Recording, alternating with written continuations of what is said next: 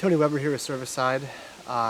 Saturday morning, the 10th of October, and I've been scouting a place. I've been using onX Maps a lot, and I've been seeing a lot of deer activity, which I've spoke of in the past, even on the podcast, where I have a field about a half a mile from camp. I see a ton of daylight buck activity. It's really secluded.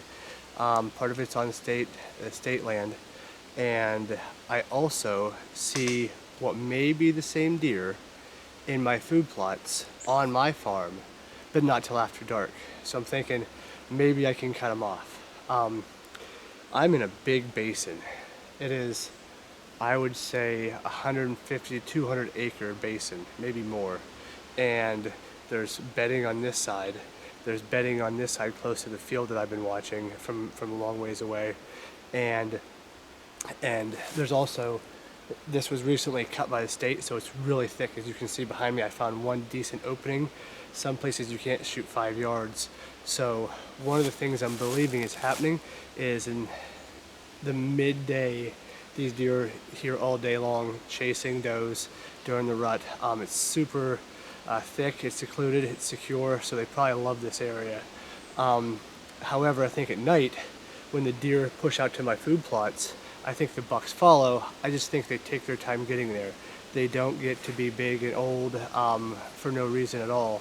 So I've seen for years now, Ryan Lamago and I have been out here hunting, and we have our wireless cameras on scrapes and in food plots, and half hour, 45 minutes after we leave, bam, there's a shooter. And I'm like, got to figure a way out. So I put a stand up here. I'm going to show you in a minute.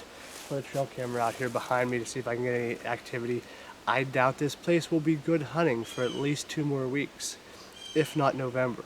But I think that first week in November, I sneak up into this stand here. I think that I'm going to see all day activity.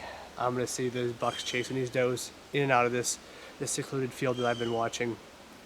And the one concern I do have, and many of you guys, living in like the hilly mountainous type areas of Pennsylvania and other places, is wind. So I'm going to try to do everything I can to minimize it and check my wind. If I get strong, steady 5 to 10 mile an hour wind, I'll at least know which way I can hunt it. And some days I won't be able to hunt here. But it's those days when the wind drops down to like 2 or 3 and it starts swirling.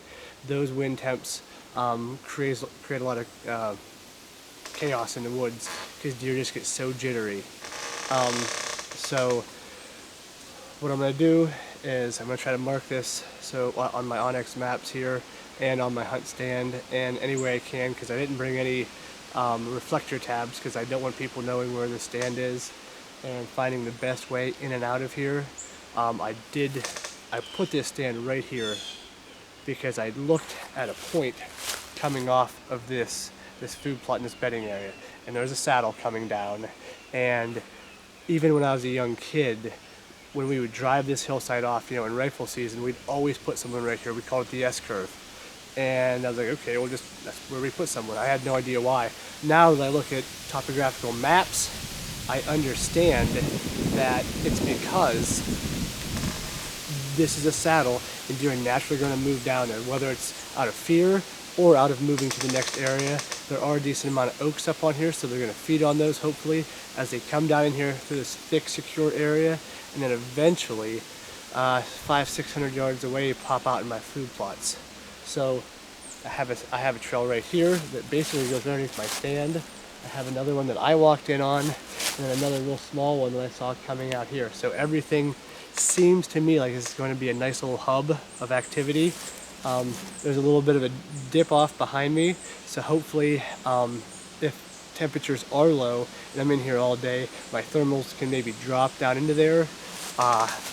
We're going to see. We're going to try it for a few days this year. The one thing I will tell you is I sit in some of my food plots in November, and there's doe and there's young bucks, but the shooters aren't there.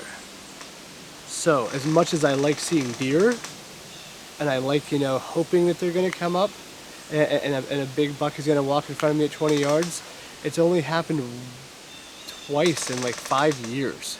So again, as I look at this, I'm thinking, why would I do this? Why would I continue to hunt and use up all my personal days, all my best days of the hunting season, where I'm gonna see some doe?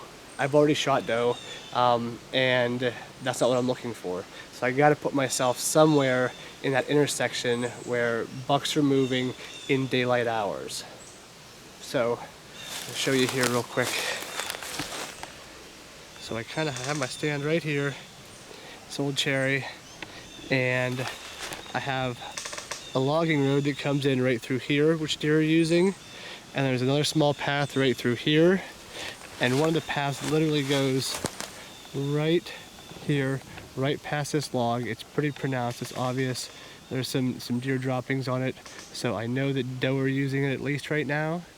So hopefully this area, and you can see how thick it is in here, I don't have any shots really over 20, maybe 25 yards, but if I can get in here when bucks are moving and bucks are active and maybe do some calling, I think I can pull some deer out of these food plots and potentially away from doe that aren't necessarily ready to breed yet.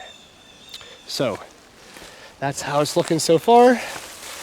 We will see what happens. All right, thanks for watching.